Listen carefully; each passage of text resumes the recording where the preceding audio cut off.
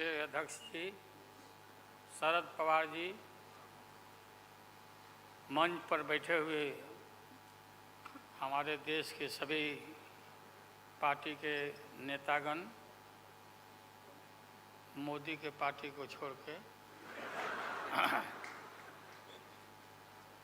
मुझे काफ़ी प्रसन्नता हुई कि हम इस देश के विभिन्न पार्टियों के नेता अलग अलग बैठे थे और नरेंद्र मोदी ससर रहे थे आगे। हम एक नहीं थे, एक मंच पर एक एक उम्मीदवार खड़ा नहीं होते थे, उसका खमियाजा देश को भुगतना पड़ा और मोदी काफ़ी इसका लाभ उन्होंने उठाया। हम शुरू से ही यह लड़ाई लड़ते रहे कि भाजपा हटाओ देश बचाओ। भा मने भाजपा, ज मने जलाओ और पा मने पार्टी, बोलते रहते थे। ये बात सही हो रहा, सही निकल रहा। इस देश में माइनॉरिटी सुरक्षित नहीं है। क्या क्या हुआ आपको मालूम होगा इस देश में, और क्या हो रहा है कि आज हमारे अल्पसंख्यक भाई सुरक्षित नहीं है, महसूस नहीं कर रहे हैं। अच्छा, देश में गरीबी बढ़ रही है, महंगाई बढ़ रही है। 60 रुपया किलो भिंडी हो गया, भिंडी। टमाटर का जो हाल है सो जानते ही हैं, जबकि टमाटर में कोई स्वाद भी नहीं है इनके राज में।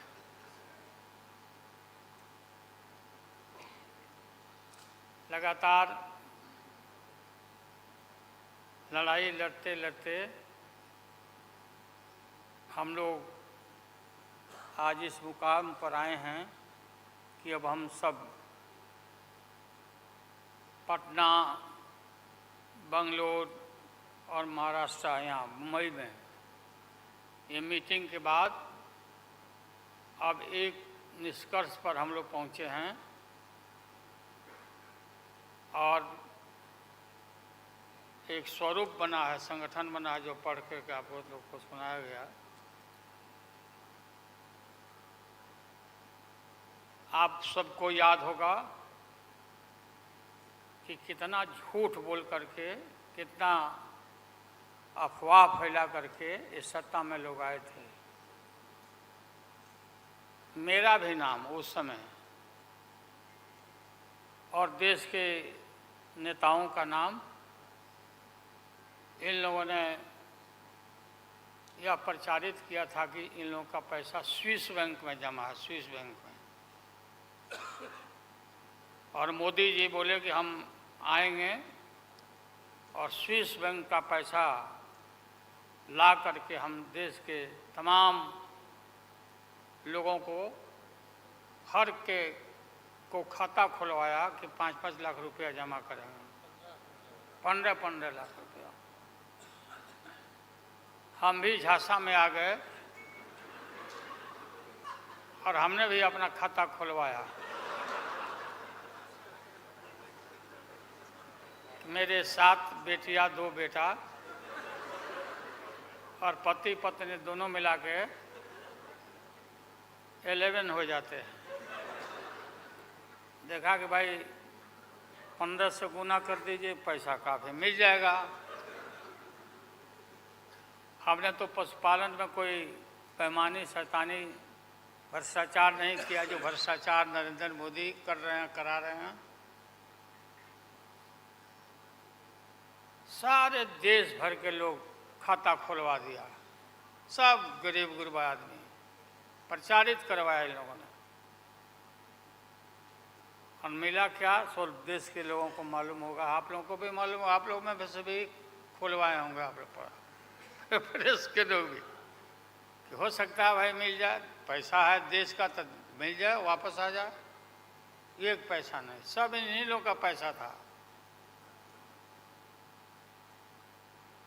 अभी काफ़ी जय जयकार हो रहा होना चाहिए, वैज्ञानिकों का होना चाहिए। चंद्रयान पर लोग गए, सब घूमे फिरे लोग, हमारे वैज्ञानिक, देश का नाम ऊंचा हुआ।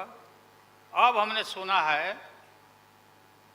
कि मोदी जी अब ये सोच रहे हैं, और इसीलिए पहले ही लोकसभा का मीटिंग भी सुना, बुला दिया है। हमने ये सुना, किसी जिम्मेवार आदमी ने कहा कि भाई हम लोग तो अब इतना देश के वैज्ञानिक आगे देश को ऊंचा कर दिए, दुनिया में नाम हो गया। हम अपील कर रहे हैं इसरो के वैज्ञानिकों से, अपने देश के वैज्ञानिकों से, कि भाई मोदी जी को पीछे नहीं रहना चाहिए। इनको चंद्रलोक से की बात छोड़ो, अब सूर्यलोक पर इनको पहुंचा नरेंद्र मोदी, पहुंच तो जाओ। हाँ, दुनिया भर में नाम हो जाएगा मोदी जी का। अमेरिका सब देश कहाँ पीछे छिटा जाएगा। राहुल गांधी जी घूमते रहते हैं अमेरिका में, कई देश में घूमे, इनको अवसर मिला है। तो ये भी देख लेंगे कि भाई मोदी जी सचमुच में देश का नाम करने के लिए अब ये चल पड़े हैं आगे। दशहरा के बाद इसकी तैयारी कर लें, हमारी शुभकामना है कि चले जाएं। इतनी गरीबी है, गुरबा लोग हैं, बेकारी है,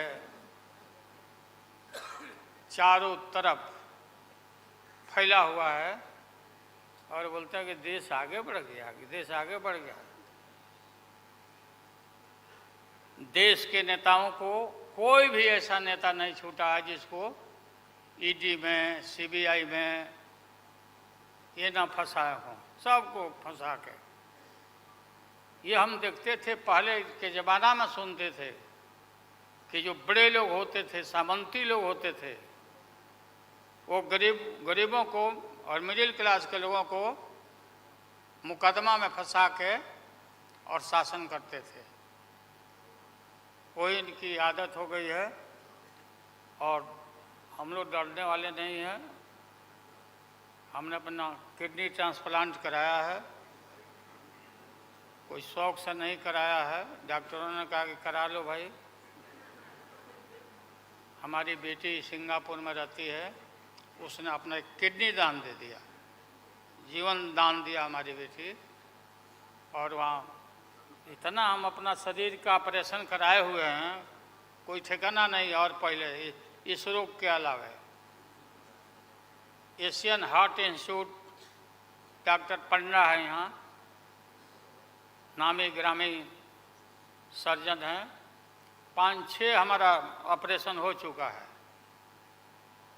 लेकिन आप सबका आशीर्वाद और कृपा है कि हम जीवित हैं, और हम आगे भी हम काफ़ी, मेरा हौसला मजबूत है कि हम रहेंगे, और मोदी जी को हटा के ही हम दम लेंगे हम लोग। इसलिए हम लोगों ने संकल्प लिया है, बिल्कुल।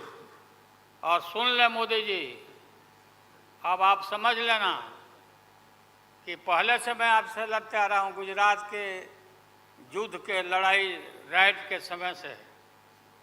आपके और आपके गुरु, कौन अध्यक्ष है वो? हाँ? नहीं, उनके पार्टी के अध्यक्ष जी हैं। अडवाणी जी को तो गिरफ्तार किया था, वो नहीं भाई। अरे अभी जो है मौजूद अमित शाह, बताओ ही कहाँ के शाह नेता हो गए, कब का संघर्ष किया हुआ भाई। हम थे राज्यसभा में, थे उन दिनों में। भैरव सिंह शेखावत साहब जी उपराष्ट्रपति थे, और दंगा जब हुआ तो चारों तरफ देश और दुनिया भर में यूरोपियन कंट्री ने अपने नागरिकों को मना कर दिया कि मत जाना उधर, भारत में मत जाना। और इनका प्रवेश भी निषेध हो गया था विदेशों में।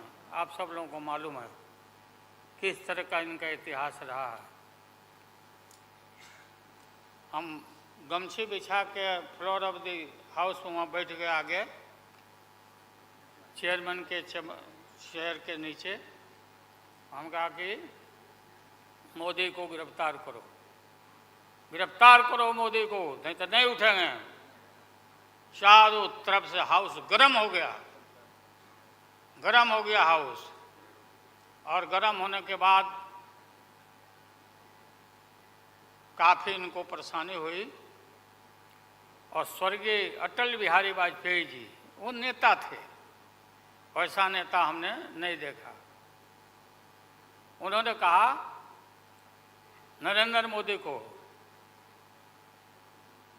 कि राजधर्म भी कोई चीज़ होता है, राजधर्म।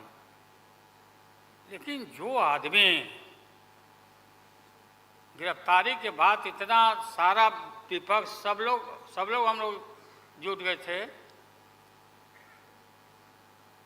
कि भाई कम से कम कंडेम भी करो उनके एक्शन को।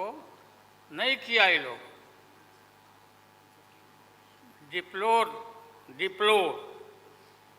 डिप्लोर मतलब किया कि वो भी नहीं, अंदर से नहीं निकला इन लोगों को कि हम निंदा करें। इतने बड़े नरसंहार हुआ था, क्या क्या हुआ उसको दोहराने की जरूरत नहीं है। हम सब लोग ज़्यादा भाषण नहीं, भाषण का तो मेरा, हमारे दीदी भी यहाँ बैठी हुई है, ममता दी निकल गई। अच्छा चले, तो सारे जो उस समय लोग थे हमारे साथी, बालू जी भी निकल गए। हाँ हाँ गए, प्लेन है तो हम भी, मेरा भी प्लेन अभी निकल जाए। हम क्यों पीछे रहे, हम भी निकल जाते हैं। फ्लाइट का टाइम आ गया। तो आप सभी पत्रकार भाइयों को मैं प्रणाम करता हूँ, सलाम करता हूँ, आदाब करता हूँ। हम सब एक हैं और एक होकर के हम लोग इस लड़ाई को लड़ रहे हैं। और राहुल गांधी जी को भी हम काफ़ी मजबूती के साथ विश्वास हम लोग दिलाते हैं कि हम सब एकजुट हो करके सभी लोगों को एकोमोडेट करके आगे सीट शेयरिंग अब शुरू होगा। सीट शेयरिंग, और सीट शेयरिंग में हम लोग सब लोग सफल होंगे, कोई दिक्कत कठिनाई नहीं।